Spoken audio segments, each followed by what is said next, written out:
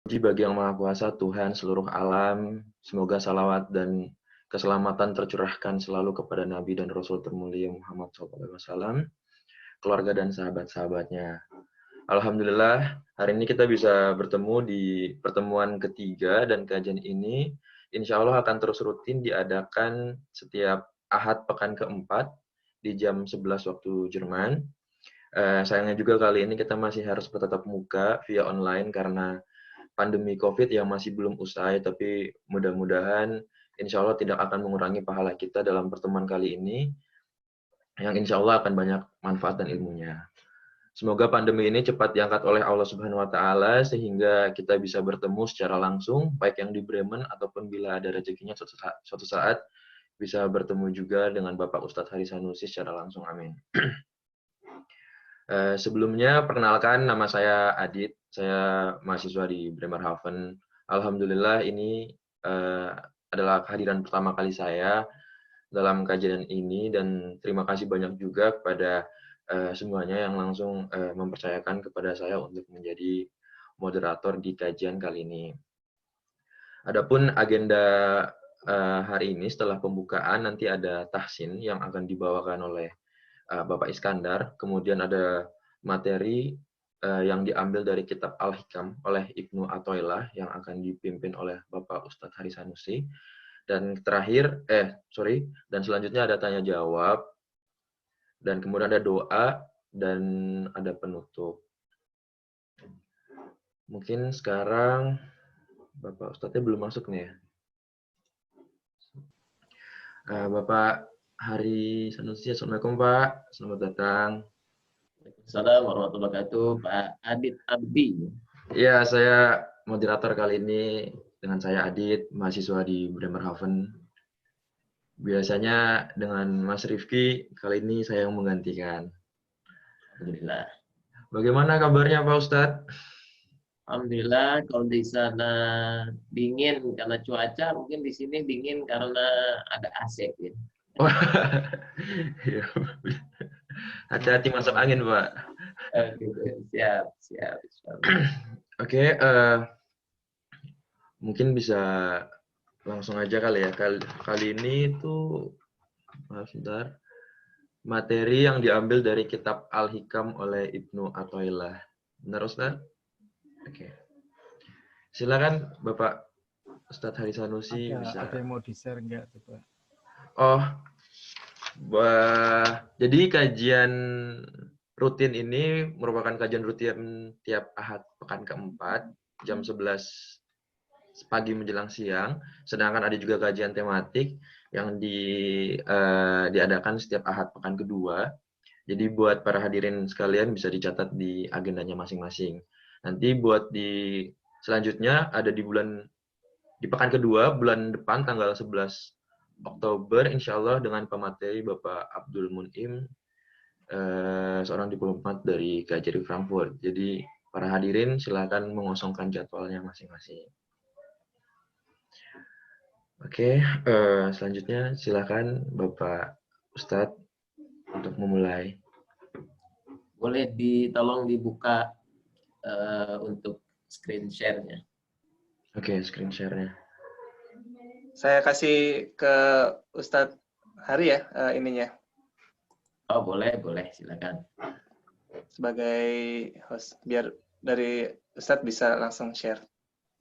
Ya, baik. Suara saya terdengar dengan jelas? Alhamdulillah, jelas Ustadz.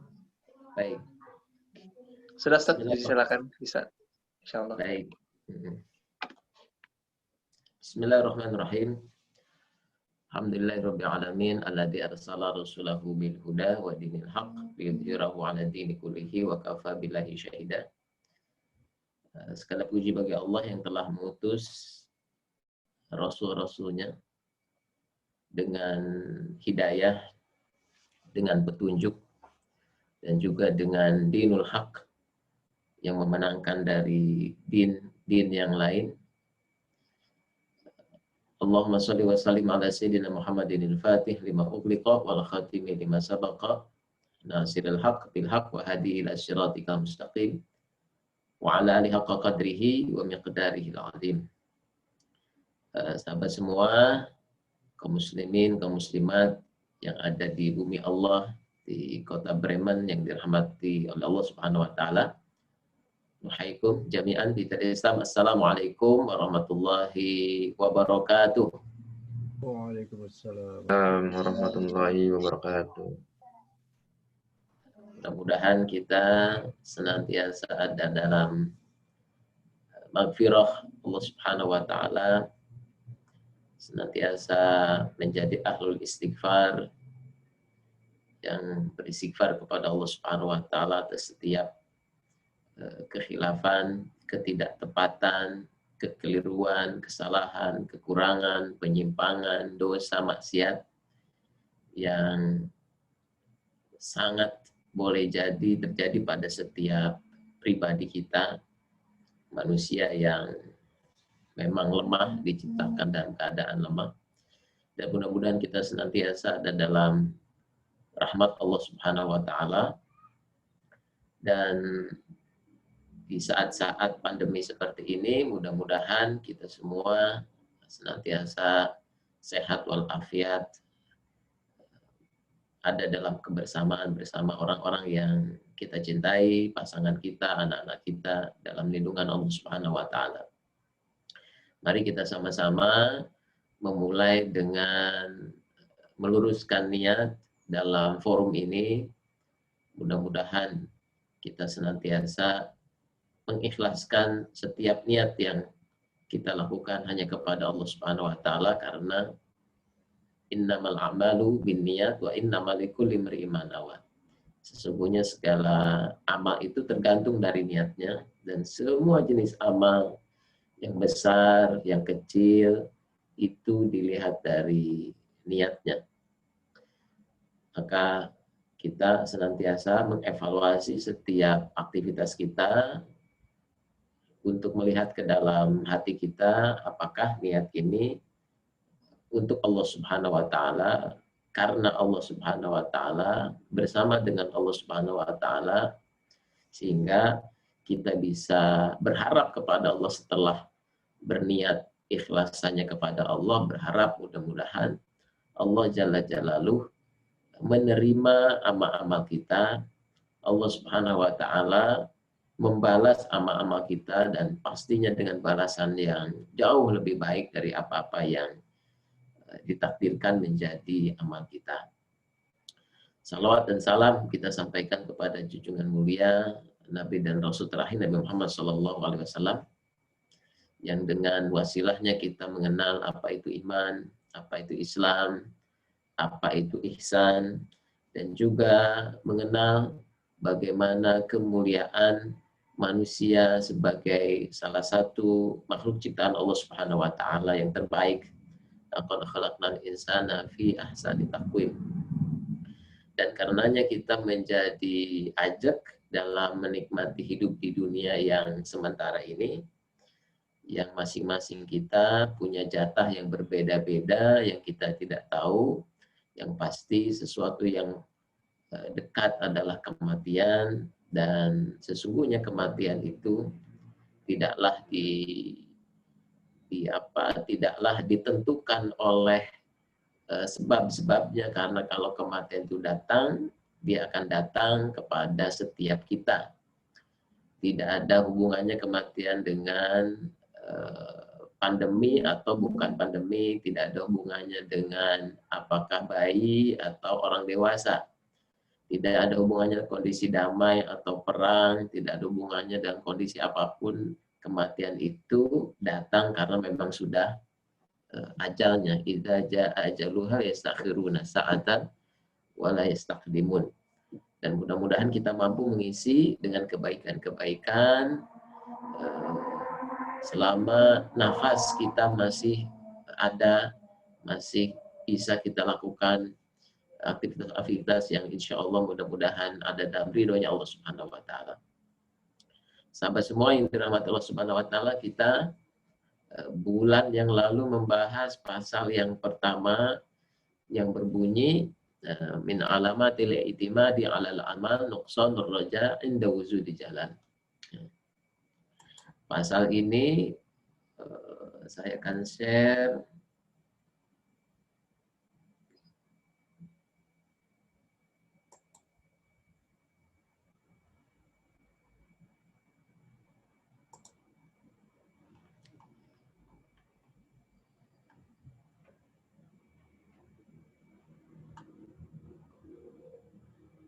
Baik.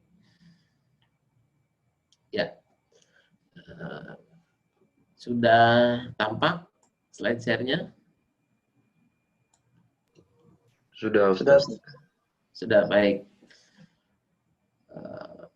Pasal yang pertama dari kitab Al-Hikam Syekh Ibn Athaillah berbicara terkait dengan bahwa kita tidak boleh dalam melakukan amal itu bersandar kepada amal. Sehingga kita berkurang harapan kita karena amal kita itu mengalami fluktuasi. Kadang semangat, kadang turun, kadang maksimal baca Qur'annya, kadang kedodoran karena banyak aktivitas. Dinamika amal yang terjadi setiap hari tidak boleh menghilangkan, mengurangi harapan kita kepada Allah. Itu pesan utamanya. Dinamika dalam berbuat baik kepada pasangan di rumah, ada kalanya lagi happy berbuat baik kepada pasangannya, ada kalanya senang banyak urusan di kantor hingga maksimal berbuat baik kepada pasangannya, atau boleh jadi sedang kesel, sedang marah, sedang kecewa dengan pasangannya, dengan anak-anaknya. Dinamika seperti itu jangan sampai mengurangi harapan kepada Allah Subhanahu wa taala, husnuzon kepada Allah Subhanahu wa taala. Itu pesan yang disampaikan oleh Syekh Ibnu Athaillah. Karena dinamika dalam beramal, fluktuasi dalam amal adalah satu keniscayaan yang ada pada setiap kita. Bang Adit semangat terus, nggak semangat. Nah, itu pasti sesuatu yang bukan menjadi hakikatnya kemanusiaan kita. Justru manusia itu ya ada kadang semangat, kadang turun dikit, kadang semangat lagi. Demikianlah Syekh Ibnu Athaillah menyampaikan kepada kita satu kalimat yang bijaksana. Apapun yang terjadi dalam hidup ini, jangan kehilangan keyakinan kepada Allah. Jangan kehilangan harapan kepada Allah. Dan teruslah beramal. Karena ada orang yang menghentikan berbuat baik karena ternyata orang mengetahui keburukannya. Karena dia tahu dirinya buruk, ketahuan keburukannya, akhirnya kebaikan yang biasanya terjadi, ia lakukan, ia berhenti lakukan. Jangan, lakukan saja. Oke. Boleh jadi ada sesuatu di balik terbukanya keburukan dirinya yang diketahui oleh orang lain. Atau sebaliknya, dia tidak melakukan kebaikan gara-gara dia merasa belum mampu. Dia merasa belum bisa, belum ahli. Katakanlah sederhananya, seseorang diminta untuk jadi MC, jadi moderator. Oh, saya belum pernah seumur hidup saya jadi MC.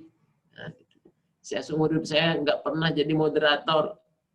Karena dia bergantung kepada kemampuannya. Ini ketika dia merasa tidak bisa, maka dia menutup dirinya untuk melakukan kebaikan. Syekh Ibnu Athaillah menekankan pentingnya hubungan hati kepada Allah Subhanahu wa taala dalam berbuat amal.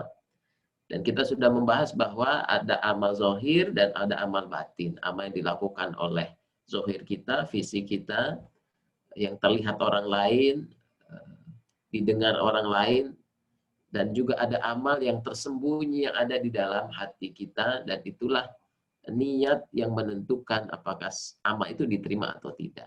Dan dalam pasal ini kita bisa mengambil inspirasi bahwa kita harus terlebih dahulu memperhatikan setiap apa kata hati kita. Apakah dia menjadikan kata hati itu mendekat kepada Allah, apakah makin mengejar ridha Allah atau selain itu. Juga saya tampilkan beberapa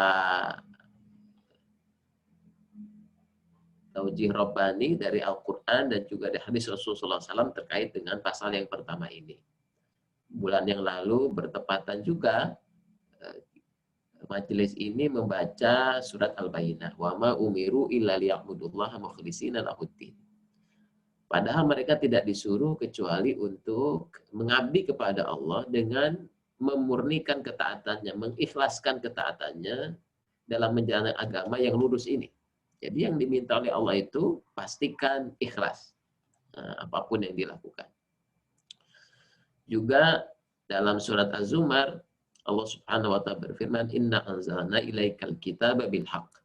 Sesungguhnya kami menurunkan kepadamu Al-Qur'an dengan al-haq, kebenaran. Fa'budillaha mukhlishah lahuddin. Maka beribadah dengan memurnikan, mengikhlaskan ketaatan kepada Allah Subhanahu wa taala. Bahkan ditegaskan lagi, ala lillahi dinul khalis, karena kepunyaan Allah lah agama yang khalis, yang bersih dari kemusyrikan, bersih dari tujuan, orientasi, harapan dari selain Allah Subhanahu wa taala. Di surat Al-Kahfi yang sering kita baca, Allah Subhanahu wa taala berfirman, "A'udzubillahi minasyaitonir rajim, qul innama ana basyarum mitslukum yuha ilayya." Katakanlah, sesungguhnya aku ini manusia biasa seperti kamu yang diwahyukan kepadaku. Annama ilahukum ilahu wahid. Tuhan kamu itu hanyalah dialah Allah yang esa. Faman kana yarju liqa'a rabbih, barang siapa yang berharap perjumpaan dengan Tuhannya, dengan Rabbnya, falyamal amalan salihah, maka hendaklah ia mengerjakan amal saleh, wala yusyrik bi'ibadati rabbih ahada. Dan jangan menyekutukan apapun dalam mengabdi kepada Allah Subhanahu wa taala. Di samping itu Allah Subhanahu wa taala menyampaikan kepada mereka yang tidak melakukan amal karena Allah, tidak menjadikan orientasi diterima oleh Allah sebagai amalnya karena kekufurannya, karena kekafirannya, karena orientasi-orientasi dunia semata yang dikejarnya. Allah Subhanahu wa taala menyampaikan, "Man kana yuridul hayatad dunya wa zinataha." Barang siapa yang orientasinya, ilmunya, obsesinya menghendaki kehidupan dunia dan perhiasannya dengan segala sesuatu yang ia inginkan, nuwafi ilaihim a'maluhum fiha. Allah Jalla Jalaluhu akan memberikan sesuai dengan jatah orang itu, sesuai dengan ikhtiarnya, sesuai dengan upayanya, wahum fiha la yubkhasun. Dan mereka sama sekali tidak pernah dirugikan, tidak pernah dizolimi, tidak pernah dikurangi. Ulaika alladziina laysa lahum fil akhirati illan nar. Namun orang ini tidak akan memperoleh apa-apa di akhirat kecuali neraka. Wa habita ma sana'u fiha wa batilu ma kanu ya'malun.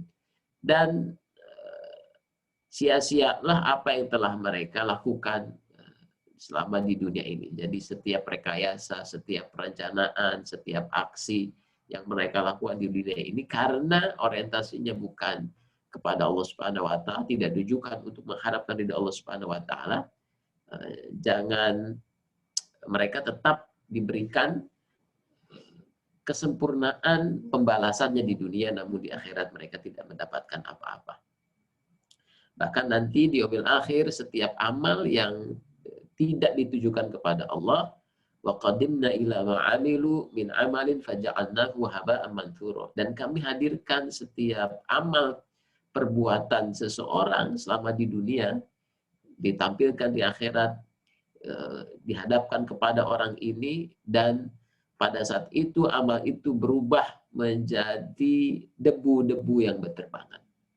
Dihadirkan amal itu dalam bentuk yang sebesar gunung, banyak sekali, besar sekali. namun tiba-tiba amal yang sebesar gunung itu menjadi debu yang berterbangan, tidak memiliki arti apa-apa. Nauzubillah min dzalik.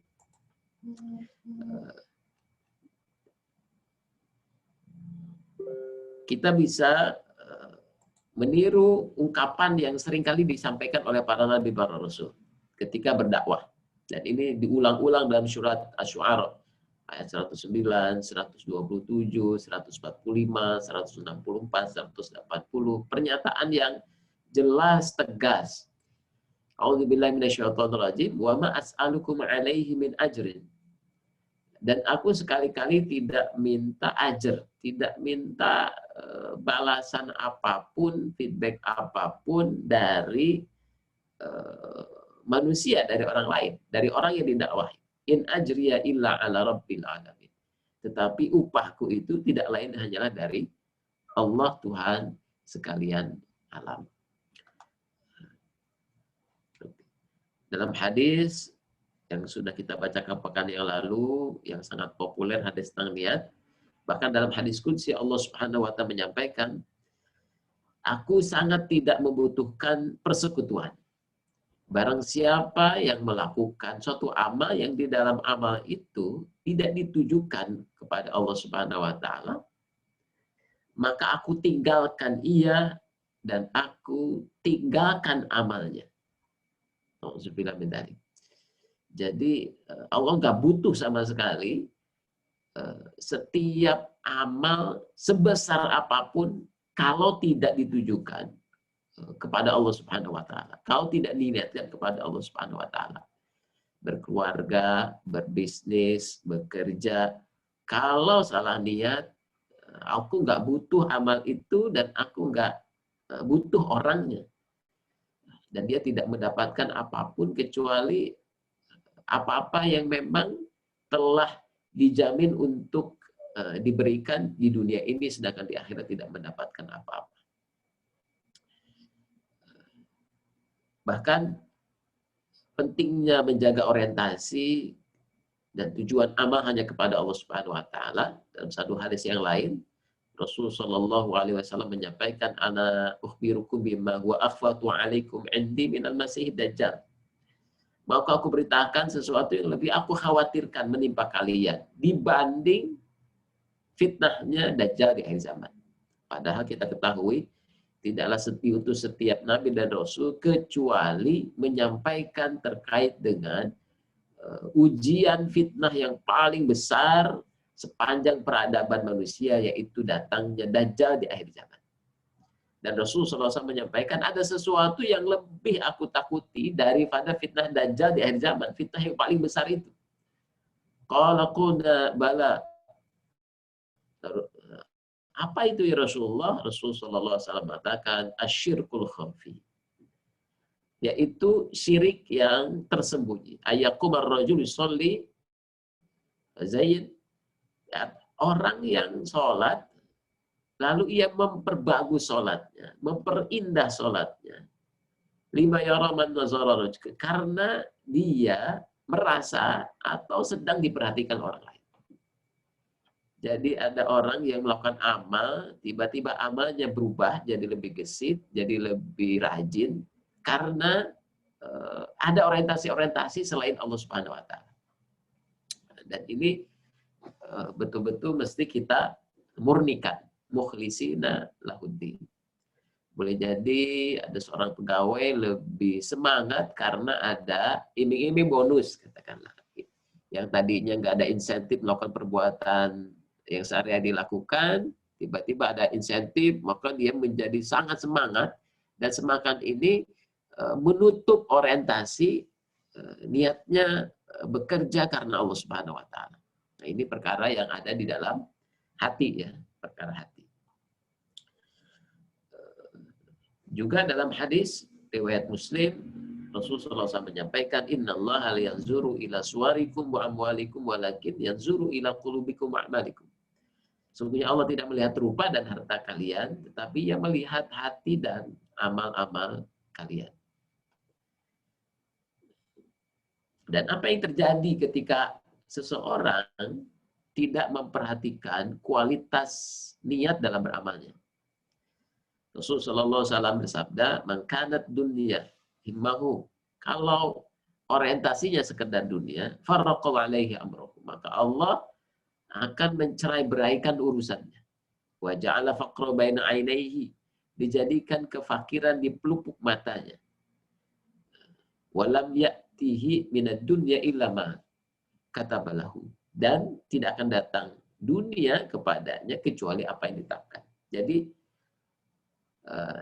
hadis ini berbicara hal yang lebih konkret yang bisa dirasakan oleh setiap orang. Kalau orang melakukan satu aktivitas, satu amal yang niatnya bukan karena Allah, dia merasa kayaknya nggak kesampaian di amalnya itu, kayaknya sudah melakukan banyak hal tapi kok nggak sampai-sampai ke tujuan, nggak sampai-sampai dengan harapan yang dituju. Kayaknya susah betul, kayaknya ada yang mengganja, karena ada yang menghambat. Dan kalaupun dia mendapatkan sesuatu, kok tidak terasa kepuasan. Jadi dia dapatkan uangnya misalkan, dapatkan bendanya, dapatkan pekerjaannya, dapatkan proyeknya, tetapi ia merasa senantiasa kurang. Merasa tidak ada abundance mentality kalau istilah sekarang itu.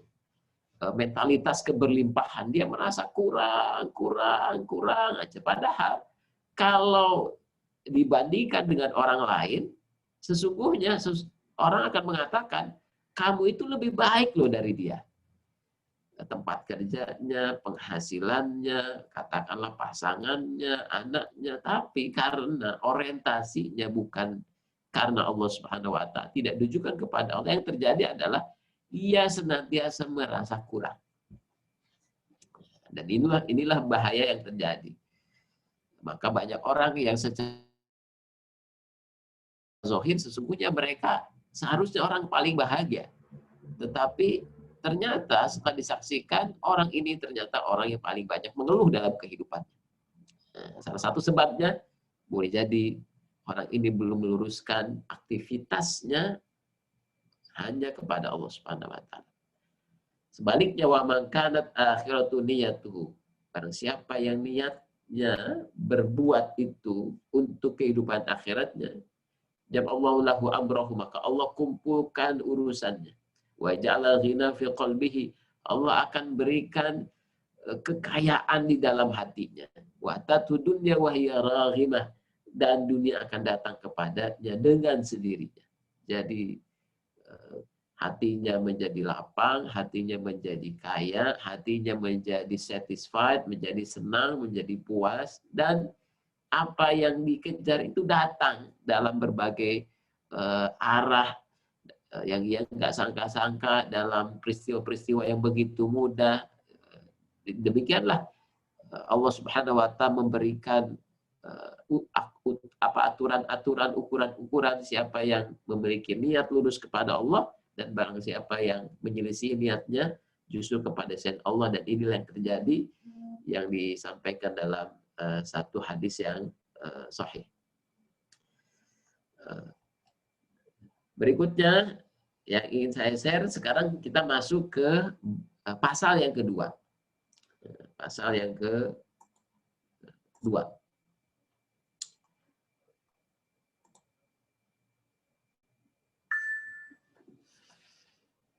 Pasal yang kedua ini, kalau tadi berbicara tentang kondisi hati yang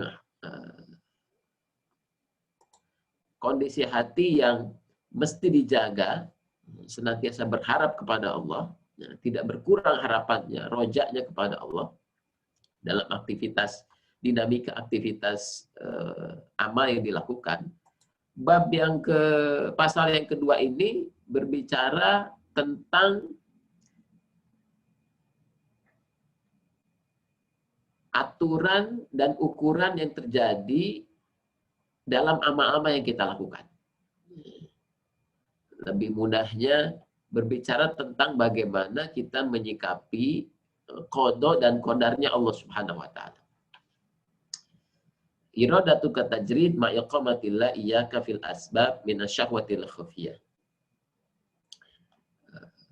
Keinginanmu, kehendakmu untuk bertajrid, padahal Allah masih meletakkan kamu dalam suasana asbab adalah syahwat yang tersamar.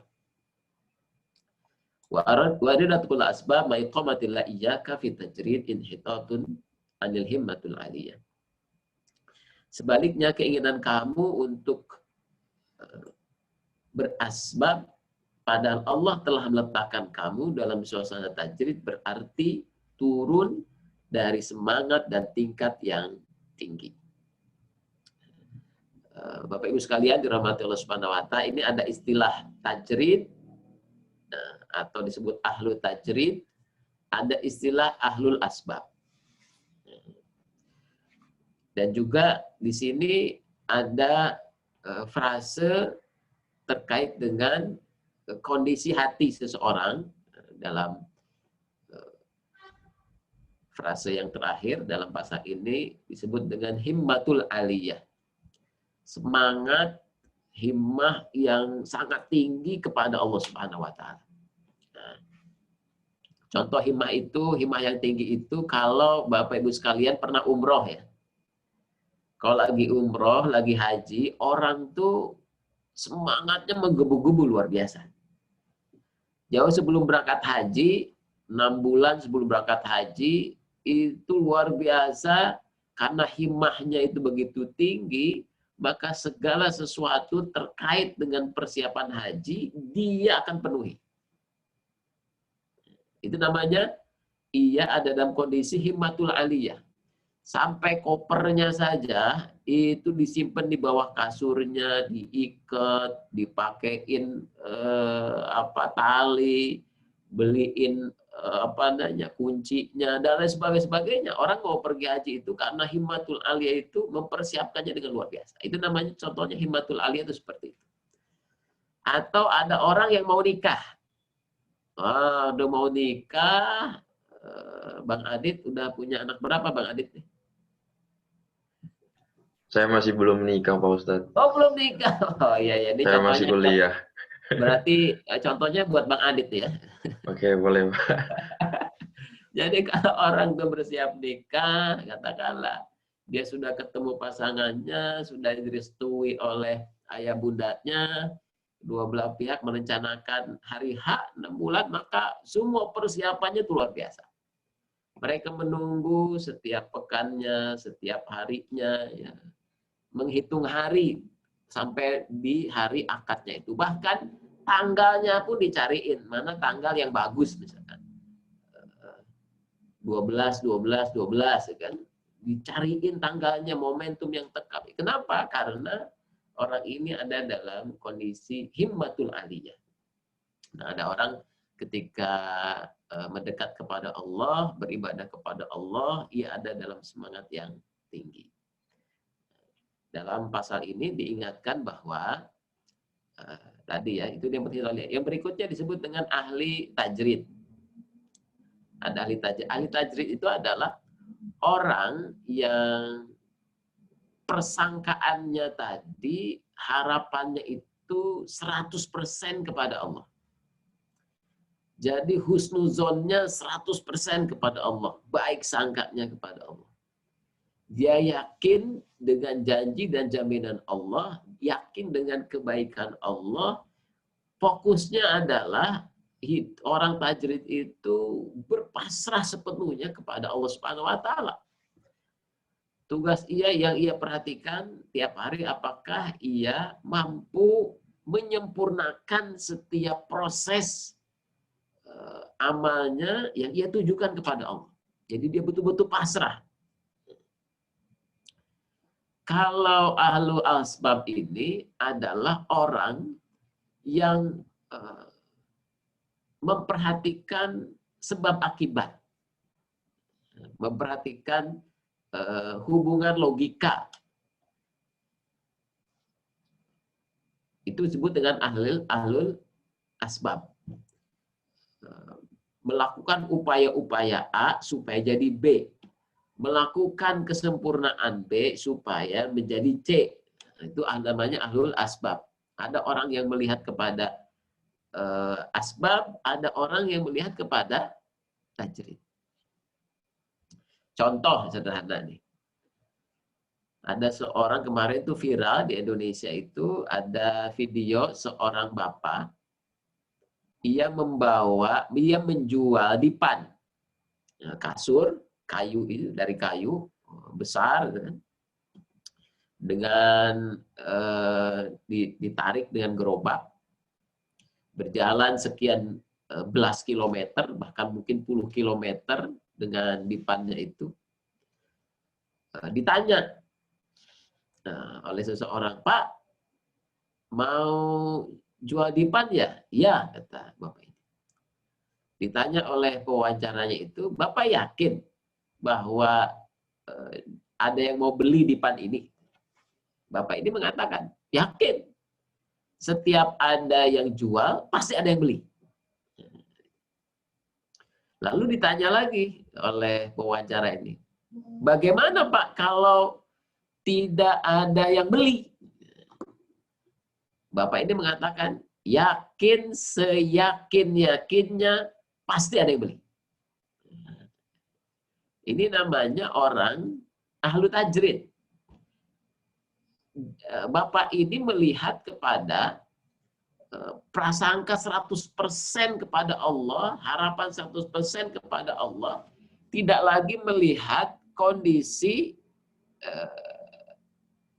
jualannya itu, proses jualannya itu dia tidak terlalu memperhatikan, sedangkan yang mewawancarainya melihat kondisi asbab.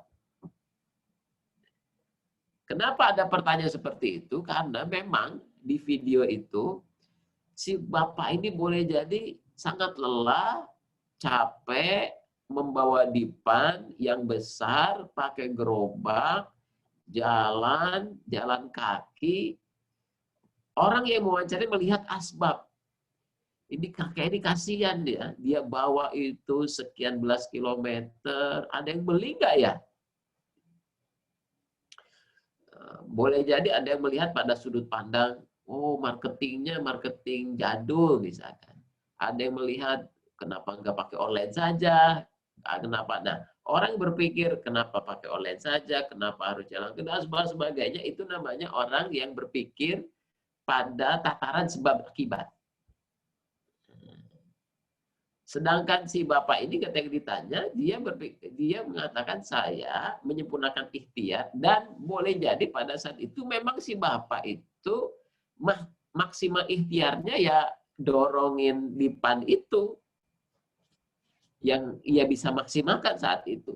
Yang pasti ia yakin setiap yang ia jual pasti ada yang beli. Kenapa? Karena dia yakin bahwa Allah yang menjamin rizki. Ia hanya mengupayakan datangnya rizki itu. Nah, ada dua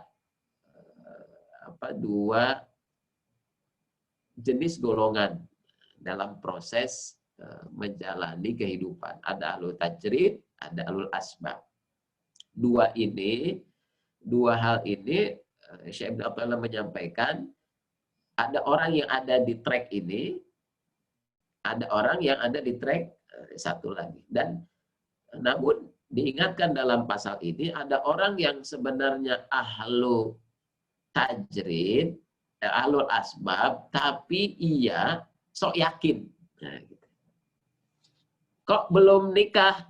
Yakin jodoh itu di tangan Allah. Ya, gitu kan.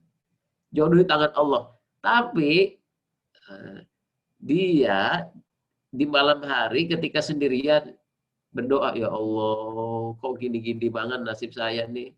Udah umur sekian, jodoh belum datang. Padahal ketika ditanya temennya, kok belum menikah? Yakin jodoh di tangan Allah.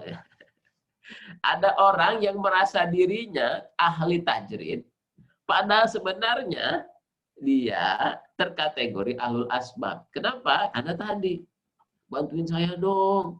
Saya udah sekian lama dan sebagainya. Ada keluhan-keluhan yang terjadi. Nah, Nah, ada orang juga sebaliknya dalam pasal ini. Ada orang yang keyakinannya sudah mantap, husnuzonnya kepada Allah udah bagus banget. Namun justru ia turun dari posisi ini ke posisi ahlul asbab. Ada orang seperti itu. Nah, tentunya dalam pasal ini, Syekh Ibnu Attal menyampaikan orang yang terbaik, kondisi hati yang terbaik adalah kondisi yang betul-betul memasrahkan sepenuhnya kepada Allah Subhanahu wa taala. Yakin dengan seyakin-yakinnya. Contohnya, contoh dalam kisah Rasulullah SAW. Suatu saat Rasulullah SAW sedang duduk di sebuah di bawah pohon kurma. Ini ada kisah ini bisa dilihat di kitab hadis sahih di Riyadhus Shalihin, ditulis oleh Imam Nawawi. Seorang kafir membangunkan Rasulullah SAW dan meletakkan pedang di leher Rasulullah SAW yang mulia. Jadi kalau kebayangan ketika dibangunkan tiba-tiba ada pedang di leher kita. Lalu ditanya oleh orang kafir itu, siapa yang akan menyelamatkanmu dari pedang ini? Jadi orang kafir itu melihat kepada sebab akibat. Kalau ada orang diletakkan di lehernya pedang, tentunya di sekelilingnya nggak ada orang yang menyaksikan, nggak ada orang yang melihat. Ditanya, siapa yang akan menyelamatkan kamu? Orang yang berpatokan kepada asbab pasti kamu yang menyelamatkan saya. Tolong saya, jangan tebas leher saya. Namun jawaban Rasulullah SAW perkataan pendek mengatakan Allah. Allah, sehingga tiba-tiba tangan orang kafir ini bergetar, pedangnya itu jatuh. Lalu setelah pedang itu jatuh, Rasulullah SAW mengambil pedang itu dan balik meletakkan pedang itu di leher orang kafir itu. Dan ditanya oleh Rasulullah SAW, sekarang siapa yang akan menyelamatkanmu dari pedang ini? Orang kafir itu mengatakan, engkau yang akan menyelamatkannya. Nah, ini pernyataan engkau yang menyelamatkannya, inilah perkataan ahlul asbab. Karena dia melihat, ya memang pedang itu dipegang oleh Rasulullah SAW. Pedang itu ada di lehernya, jadi yang menyelamatkan dia, ya kamu gitu, yang memegang pedang itu. Nah, itulah bedanya ahlul tajrid dan ahlul asbab. Contoh yang lain, Nabi Musa alaihissalam dikejar oleh Fir'aun dan bala tentaranya. Dan Allah mewahyukan, pergilah engkau ke lautan. Hanya pergi bersama kaumnya, Nabi Musa alaihissalam sampai di tepi pantai. Garis pantai sudah terlihat dan kaumnya Nabi Musa alaihissalam juga melihat begitu besarnya tentara Fir'aun yang datang beserta Fir'aun di belakangnya. Dan mereka bertanya kepada Nabi Musa alaihissalam, wahai Musa, dan melakukan pernyataan, wahai Musa, inna lamudrokun, yang diabadikan dalam Al-Quran. Pasti kita ini mudrokun, ketangkep nih. Pasti kita terkejar nih. Gimana gak terkejar? Itu kelihatan mereka. Dan mereka melihat kita, kita melihat mereka. Gak mungkin kalau gak terkejar. Nah, jawabnya Nabi Musa alaihissalam, ahlu tajrid, orang yang yakin kepada Allah, mengatakan, tidak, lah, enggak, kita enggak akan kekejar. Inna Rabbi sayahdi. Rob, pasti Allah akan memberikan hidayah. Pasti Allah akan memberikan petunjuk.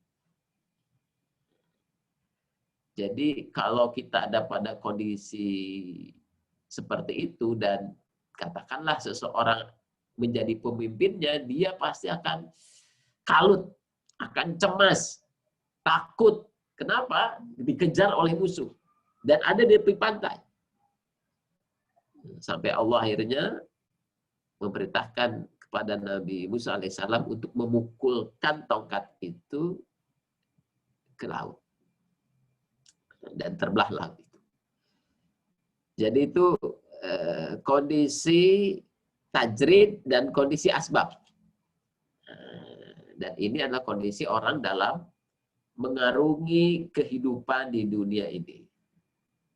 Maka Syekh Ibnu Athaillah mengajarkan kepada kita bagaimana mengambil sikap terhadap qada dan qadar Allah yang terjadi di sekeliling kita, yang terjadi pada diri kita.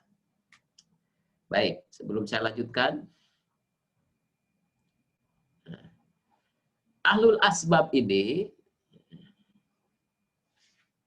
disebut ahlul asbab karena memang manusia ini dari mulai kecil sangat terkondisi dengan sebab akibat. Sangat terkondisi dengan sebab akibat. Masak air, mendidih, dipanasin. Itu sebab akibat. Dipanasin, lalu mendidih. Semua ilmu pengetahuan yang terjadi di sini, saya yakin Bang Adit belajar jurusan apa Bang Adit nih? Saya belajar ekonomi, Pak. Ekonomi ya, sampai ke Jerman itu kan luar biasa. Kenapa ada ilmu? Karena memang Allah ciptakan alam ini dengan keteraturan. Allah ciptakan desain di bumi ini dengan kerapihan. Sehingga manusia itu bisa mengambil manfaat dari apa-apa yang Allah ciptakan di dunia ini karena kerapihan sistemnya. Makanya ada ilmu oceanografi, ada ilmu tentang angin, ada ilmu, segala macam ilmu itu terjadi karena bangun penciptaan yang betul-betul rapi. Betul-betul eksak. Yang melahirkan kaidah hukum sebab akibat. A maka B, B maka C, C maka D. Itu namanya, sehingga manusia sangat piawai berbicara sebab dan akibat. Namun karena seringkali berpikir sebab akibat, ia lupa. Manusia lupa bahwa ada yang menciptakan sebab, ada yang menciptakan akibat, ada yang mengatur, menggenggam sebab akibat itu. Dan orang itu kadang lupa dengan ini. Nah, contoh yang lain, ketika Raja Abraha melakukan satu tekad untuk membumi hanguskan Ka'bah Baitullah. Karena sebab Ka'bah itu orang banyak berkunjung ke Ka'bah, berdagang di Mekah, ramai. Dan ketika ia membangun semacam Ka'bah sebagai tempat untuk dikunjungi di Yaman itu, sedikit orang yang datang. Akhirnya cara yang paling baik adalah hancurkan Ka'bah. Maka dikirimlah pasukan bergajah dengan jumlah yang luar biasa. Berjalan dari daerah Yaman itu sampai mendekati kota Mekah. Bagaimana sikap penduduk Mekah? Penduduk Mekah semuanya ngumpet. Semuanya ngumpet.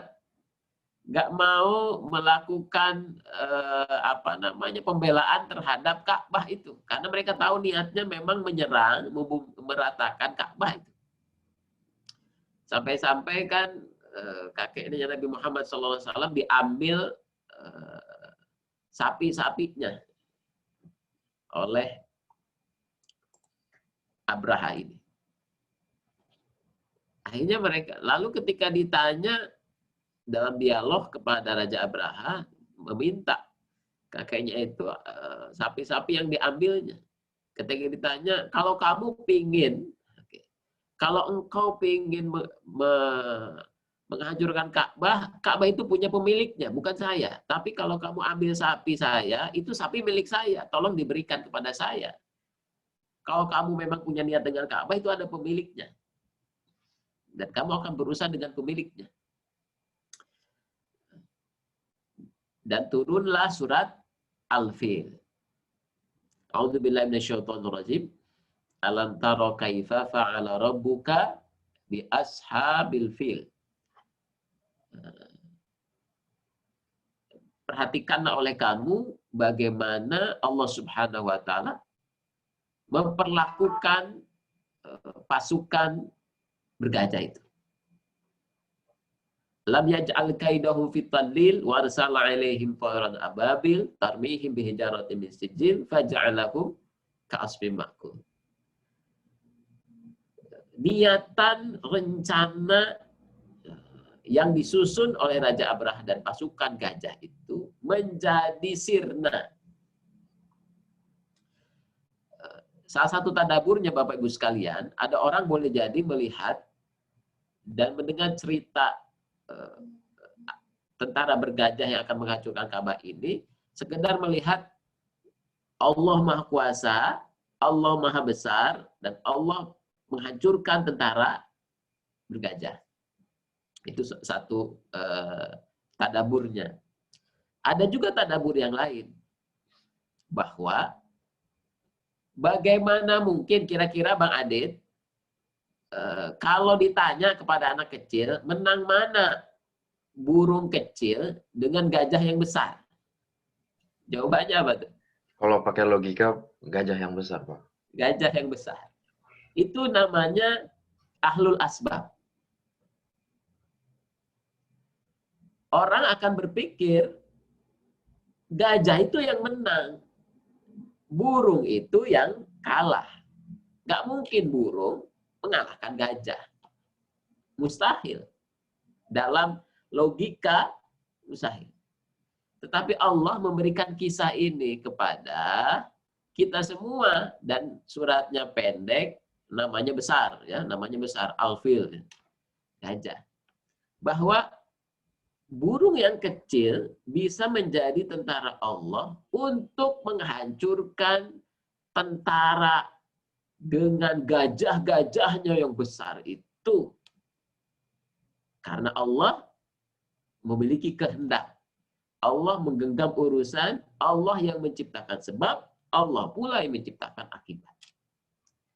Biasanya orang-orang yang diktator, otoriter, biasanya lupa pada kaidah ini.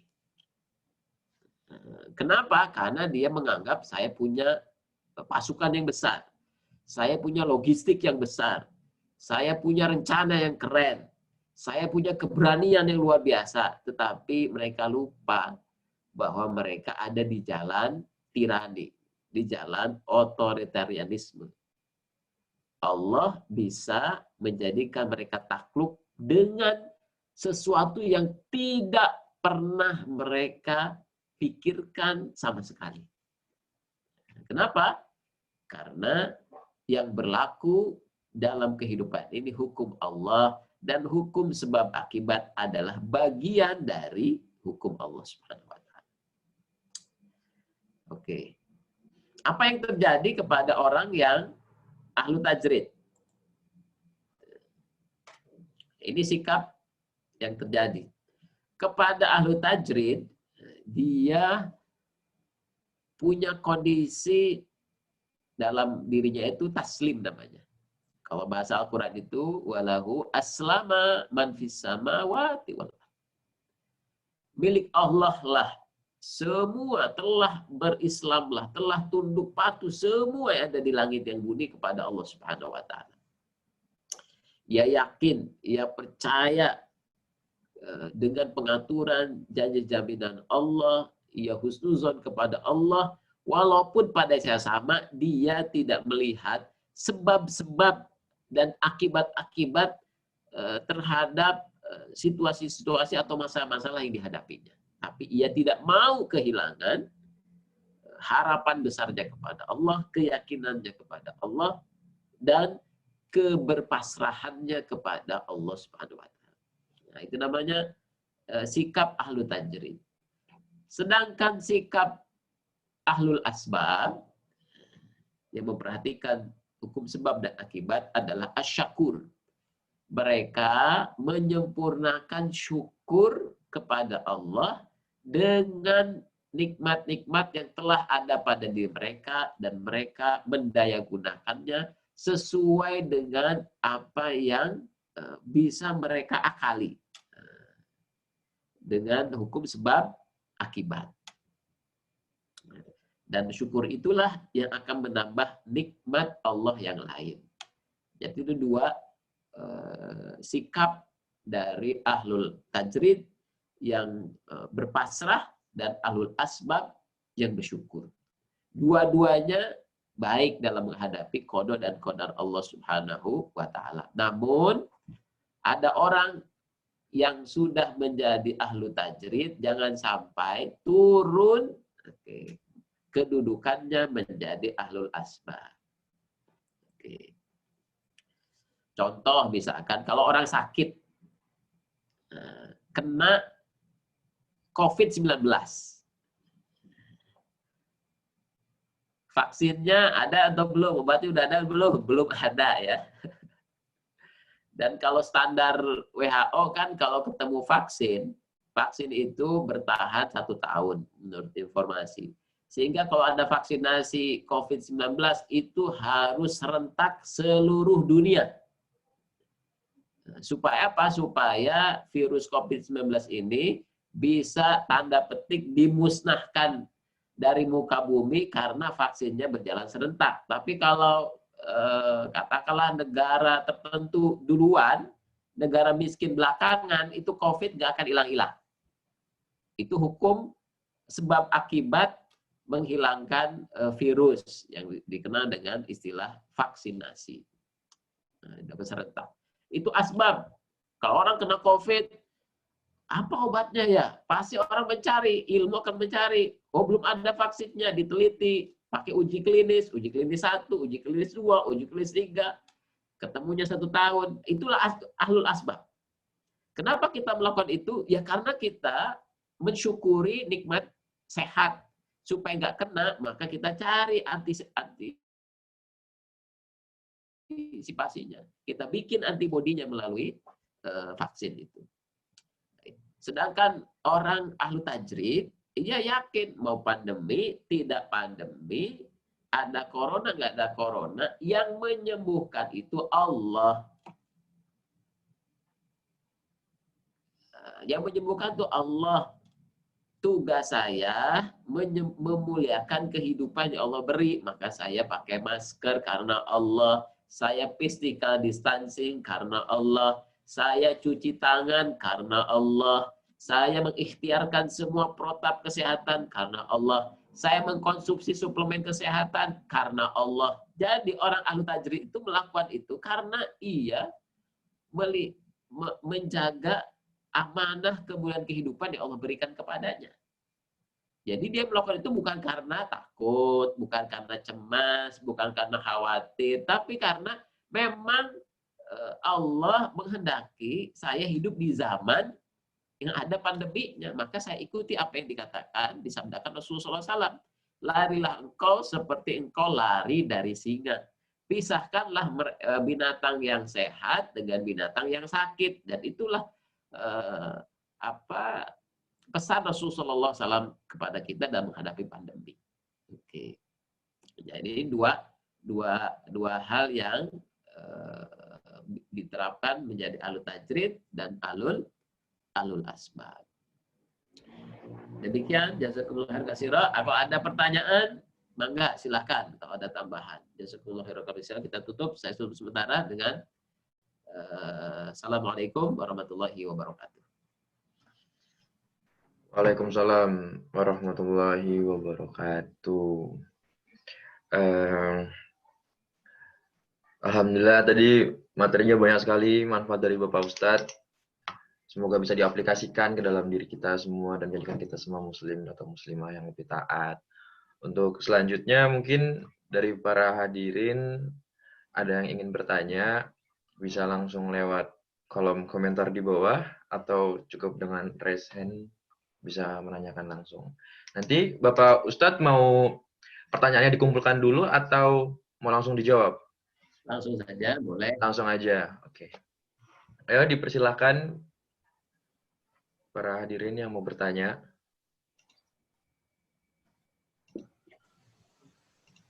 Saya Ustadz. Atau silakan, Ais. Misal tadi contohnya misalkan ketika kejadian di surat Al-Fil, saya melihat kakeknya Nabi Muhammad, Abdul Muthalib kalau nggak salah itu kan saya bilang dia ahlu tajrid kan, dia 100% percaya bahwa yang akan menjaga rumah Allah itu ya pemiliknya gitu. Ya. Nah, tapi saya tidak melihat sisi-sisi lain dari kayak misalkan dia harus bertahan dalam artian ikhtiar gitu loh. Bertahan atau mempertahankan rumah Allah itu supaya tidak paling tidak diajak berperang gitu loh. Sebagaimana misalnya kejadian perang Khandaq gitu mau diserang. Ya kalau 100% kita percaya bahwa Allah akan menolong kita yang di Madinah ya benar, tapi kan mereka langsung membuat Khandaq atau parit karena yakin wah penyerangnya banyak, kita jumlahnya sedikit. Akhirnya dibikinlah parit sebagai ikhtiar. Nah, apakah sebab akibat dari cerita yang pertama dan yang kedua itu bersilangan pendapat atau enggak? Karena kan yang satu betul-betul murni tajrid, yang satunya ya tajrid plus ikhtiar gitu. Oke, gitu aja Ustaz. Terima kasih penjelasannya. Baik. Pada kondisi tertentu, lari dan ngumpet itu bagian dari ikhtiar. Nah, contohnya apa yang terjadi dalam peristiwa pemberontakan PKI. Kalau saya baca apa yang disampaikan oleh Kiai Gontor misalkan, ketika Gontor dikepung, didatangi oleh PKI pada waktu itu, yang terjadi adalah Kiai memerintahkan semua santri untuk menyelamatkan diri. Jadi ikhtiarnya adalah menyelamatkan diri. Saya melihat apa yang terjadi pada penduduk kota Mekah adalah ikhtiarnya adalah mereka sudah mengkalkulasi bahwa secara asbab tidak mungkin mereka ngelawan Abraha dan bala tentaranya. High cost-nya terlampau besar untuk melawan Abraha. Sama seperti katakanlah Gontor dengan serbuan PKI-nya. Akhirnya kiainya meminta semua santri menyelamatkan diri masing-masing, pergi dari Gontor. Lalu apa yang dilakukan oleh kiainya? Ditinggalkan beberapa orang di pondok Gontor. Lalu ini perilaku sikap ahlu tajrid. Kiai Gontor itu lalu berdoa kepada Allah dan membuat satu ikhtiar, berdoa kepada Allah itu ikhtiar, tetap tinggal di situ ikhtiar, juga memagari tempat itu. Dan dengan izin Allah Subhanahu wa taala, para oknum PKI itu tidak bisa memasuki tempat yang di dalamnya ada kiainya itu, yang tidak menyelamatkan diri. Jadi kenapa kiai tidak menyelamatkan diri? Tentunya dengan argumen-argumen tertentu, padahal risikonya ia bisa saja dibunuh oleh PKI itu. Jadi kondisi menyelamatkan diri bisa jadi itu adalah ikhtiar yang sempurna pada waktu itu. Contoh yang lain adalah dalam peradaban Islam, bagaimana Mongol melakukan strategi bumi hangus.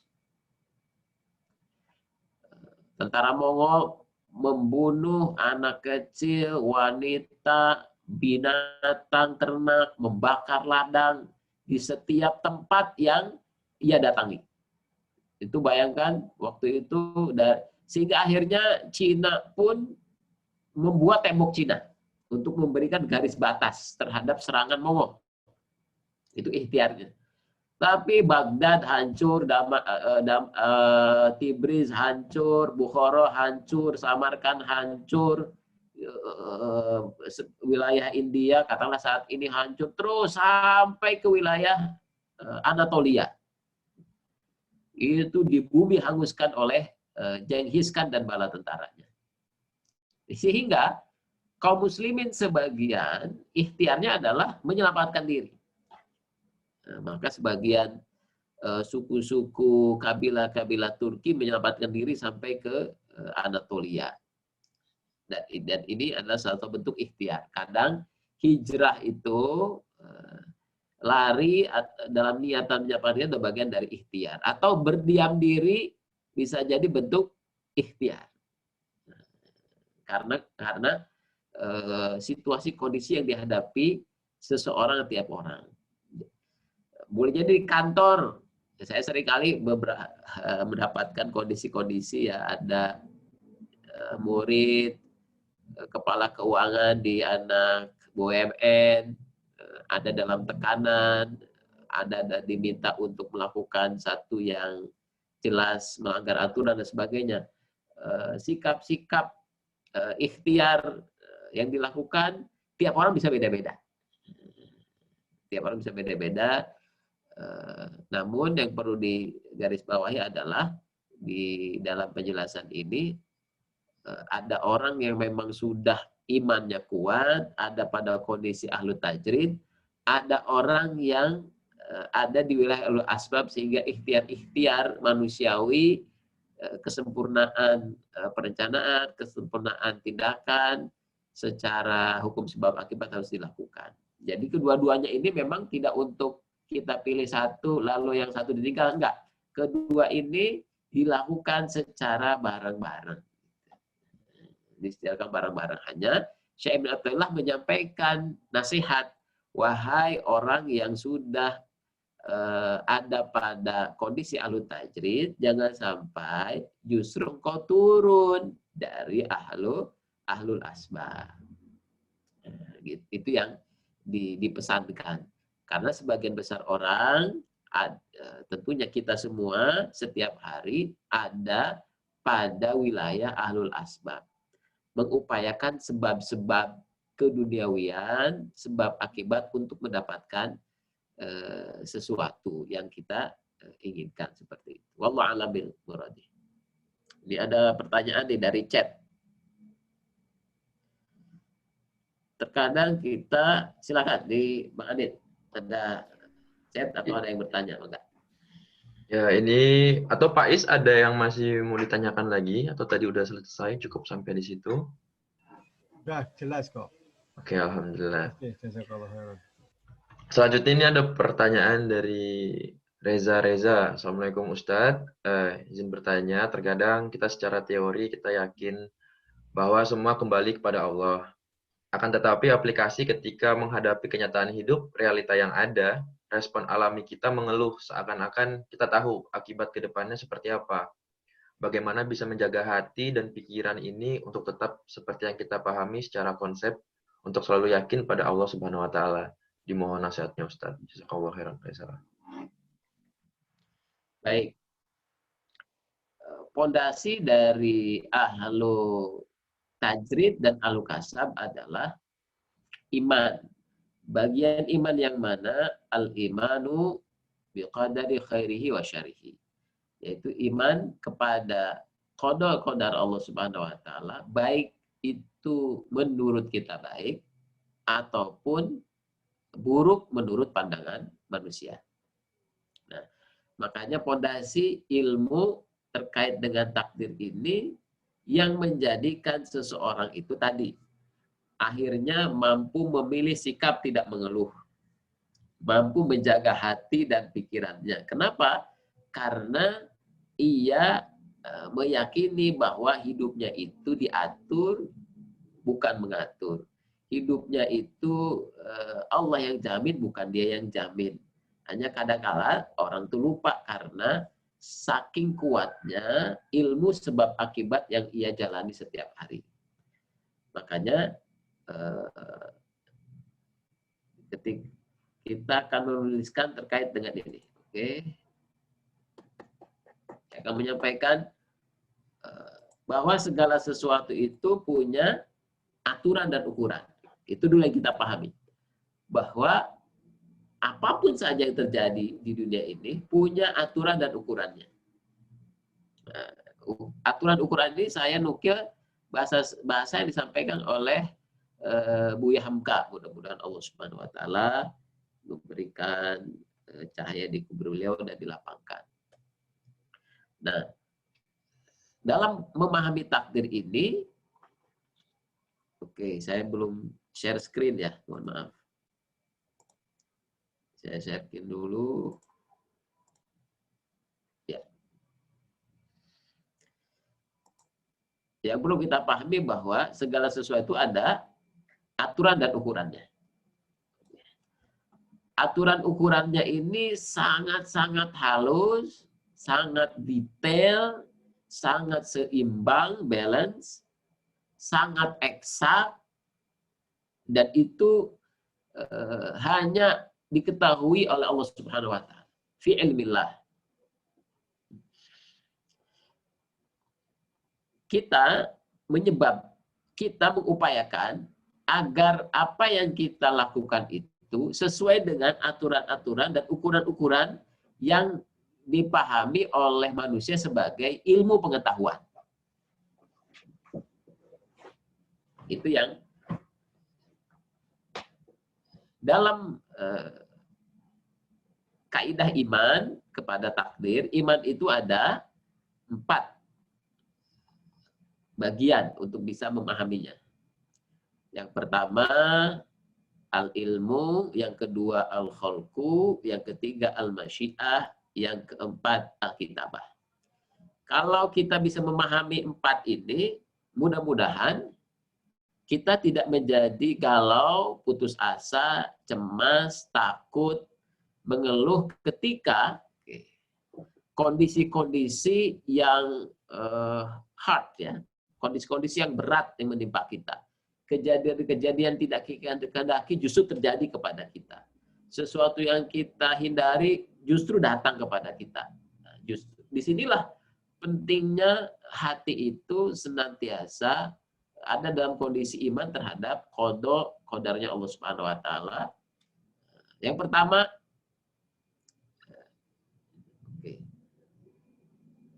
nah, sebelum masuk ke situ, di sini kalau orang eksak tuh ada namanya gerak parabola ya. Di layar ada gerak parabola. Dan dalam konteks gerak parabola ini, kecepatan awal, sudut yang terjadi ketika akan melempar bola misalkan, itu secara ilmu pengetahuan bisa sangat diprediksi jatuhnya bola itu. Itu yang disebut dengan ukuran dan aturan. Ukuran, aturan dalam gerak parabola. Kalau Anda, mana yang titik yang terjauh? Titik yang terjauh kalau Anda melempar bola dengan sudut derajat 45 derajat. Kalau kecepatan samanya, kecepatan nolnya, V0-nya sama, maka orang yang mengambil sudut 45 derajat, dia akan melemparkan bola pada tempat yang terjauh. Itu ukuran dan aturan yang sudah Allah tetapkan. Dan inilah menjadi ilmu pengetahuan. Ini yang bisa dikuantifikasi, inilah yang bisa dipelajari. Tapi apakah bisa pada kenyataannya jatuhnya di titik ini? Belum tentu. Kenapa? Karena ada arah angin, ada segala macam faktor-faktor lain yang dalam ilmu pengetahuan itu kita hanya melakukan yang apa disebut dengan ilmu ekonomi itu ceteris paribus. Ceteris paribus. Meniadakan faktor-faktor lain sehingga kita fokus untuk menggali satu ilmu tertentu dengan padahal ketika kita hidup di dunia dalam kenyataannya begitu banyak faktor yang menjadikan sesuatu itu terjadi atau tidak terjadi. Ilmu pengetahuan hanya mengukur apa yang bisa diukur, tetapi sesungguhnya yang terjadi begitu banyak faktor setiap detik di dunia ini yang tidak bisa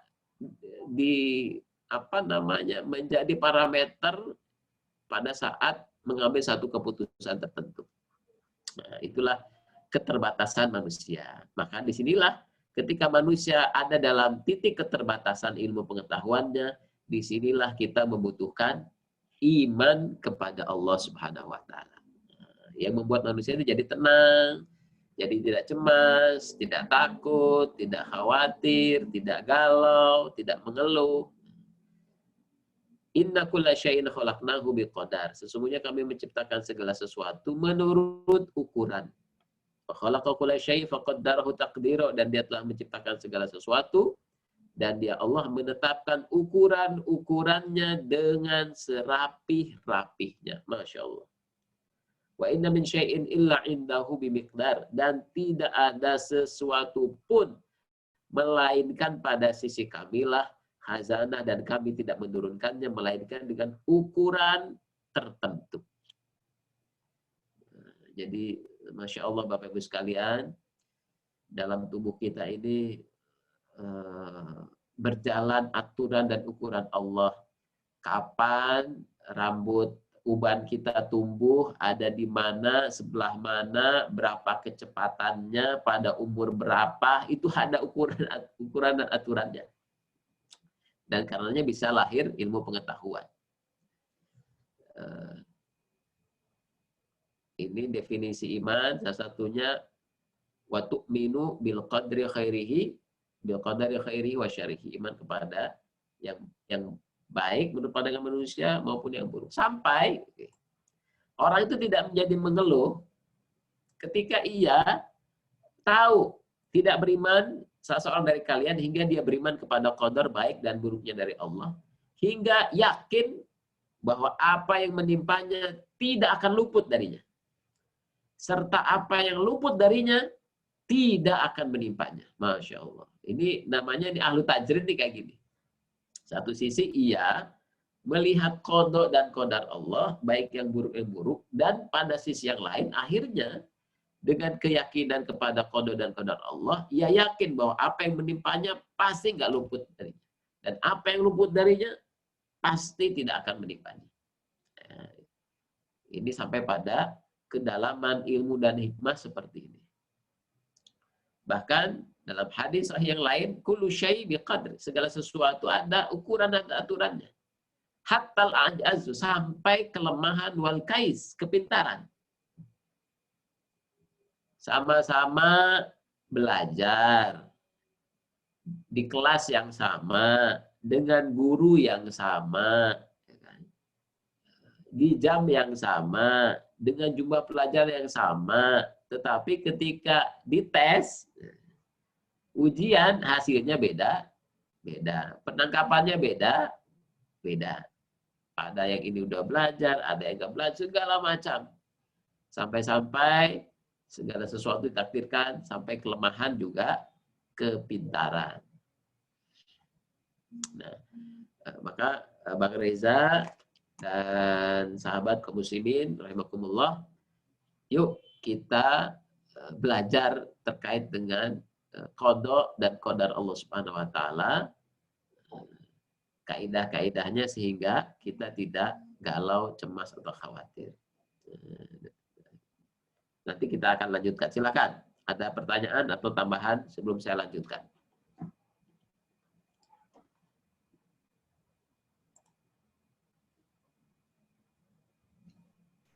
Para hadirin semuanya dipersilahkan kalau masih ada pertanyaan ataupun yang belum jelas bisa ditanyakan lagi kepada Ustadz sebelum Bapak Ustadz melanjutkan lagi materinya.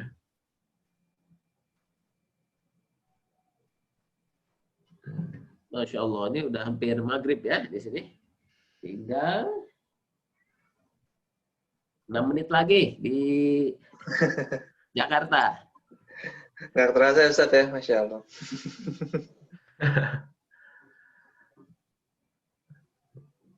Kalau misalnya tidak ada, mungkin bisa Pak Ustadz lanjut lagi. Bagaimana? Baik, kita lanjut di bulan depan insya Allah Bang Adit ya, karena waktu sebentar lagi zuhur. Lagi zuhur nanti kita, karena ini kajian berseri, jadi kita menyesuaikan dengan waktu saja, karena nanti kita bisa lanjutkan dalam pertemuan-pertemuan di bulan-bulan selanjutnya. Nanti saya akan lanjutkan materi tadi, karena ini serial, karena pasalnya juga saling berjalin, berkelindan, maka kita akan sampaikan sehingga mudah-mudahan Allah Subhanahu wa taala memberikan kesempatan, memberikan kepahaman kepada kita, dan yang paling penting mudah-mudahan kita mampu mengamalkan apa-apa yang kita ketahui, dan juga Allah tambahkan iman kita, dan Allah rahmati kehidupan kita insyaallah. Amin. Boleh Pak Ustadz dimohon untuk pimpin doa mungkin terakhir lagi. Sekali lagi. Bapak Ibu sekalian, kaum muslimin rahimakumullah, di rumah Allah di kota Bremen, mudah-mudahan kita senantiasa mampu menjadi orang yang tadi berpasrah kepada Allah, dan juga orang yang bersyukur dengan semua nikmat yang Allah berikan, dan menjadikan nikmat itu menjadi jalan kita makin taat kepada Allah Subhanahu wa taala. Al-Fatihah. A'udzubillahi minasyaitonir rajim. Bismillahirrahmanirrahim. Alhamdulillahirabbil alamin, arrahmanirrahim, maliki yaumiddin.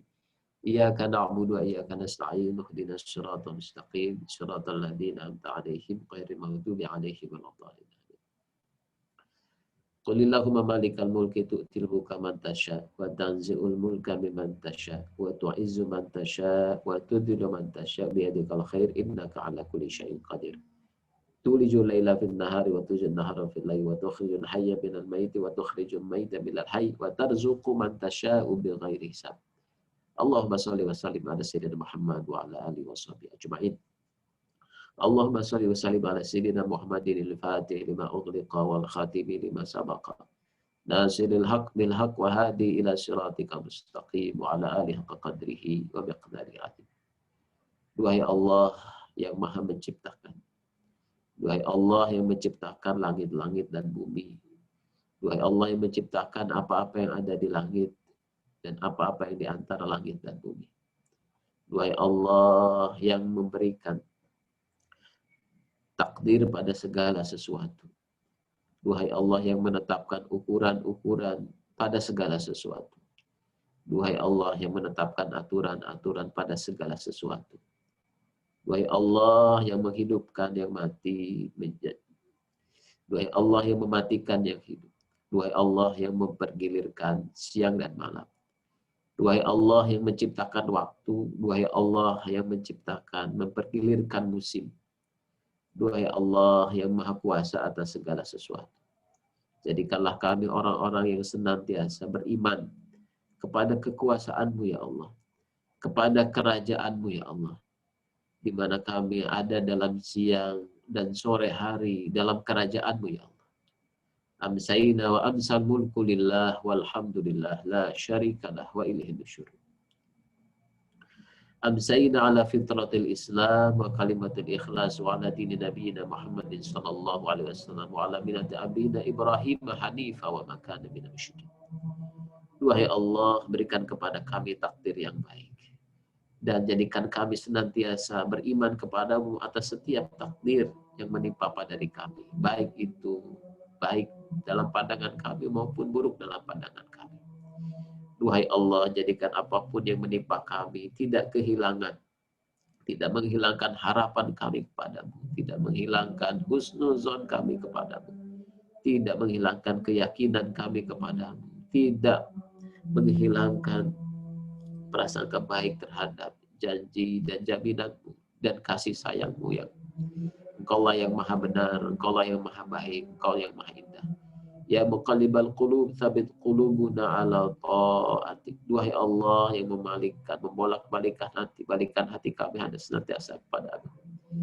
Jauhkan kami ya Allah dari kemalasan, jauhkan kami dari musibah, jauhkan kami dari gundah gulana, jauhkan kami dari ketakutan dan kekhawatiran ya Allah. Berikan kepada kami jiwa yang tenang.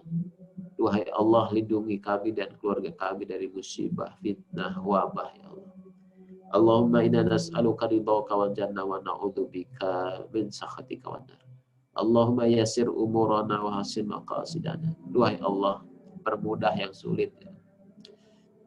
Duhai Allah, lapangkan yang sempit ya Allah. Berikan kesembuhan bagi yang sakit ya Allah.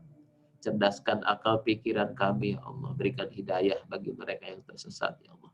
Rabbana atina fid dunya hasanah wa fil akhirati hasanah wa qina adzabannar. Rabbana taqabbal du'a innaka antas samiul alim wa tub 'alaina innaka antat tawwabur rahim.